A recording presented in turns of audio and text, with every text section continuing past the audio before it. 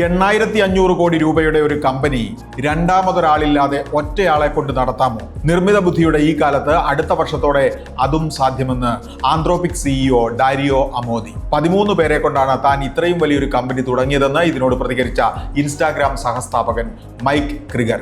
ഇന്നത്തെ തൊഴിൽപ്പട എവിടെ പോകും? ജപ്പാനെ പിന്തള്ളി ഇന്ത്യ ലോകത്തെ ഏറ്റവും വലിയ 4ാമത്തെ സമ്പദ് വ്യവസ്ഥയായോ?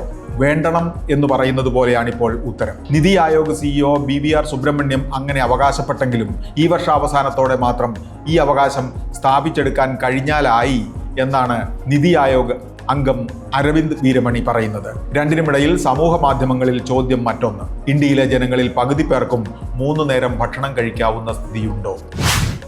ഡൽഹിക്കടുത്ത പഞ്ച്കുളയിൽ ഒരു കുടുംബത്തിലെ 7 പേർ കാറിൽ വിഷം കഴിച്ചു മരിച്ച ദാരുണ സംഭവത്തിന് പിന്നിൽ 20 കോടി രൂപയുടെ കടബാധ്യതയെന്ന റിപ്പോർട്ടുകൾ. ഹിമാചൽ പ്രദേശിൽ ആക്രി സാധനങ്ങളുടെ ഫാക്ടറി നടത്തി വന്ന പ്രവീൺ മിത്തലിന്റെ സ്ഥാപനം വായ്പാ കുടിശ്ശികയെ തുടർന്ന് ബാങ്ക് ഏതാനും വർഷം മുമ്പ് പിടിച്ചെടുത്തിരുന്നു.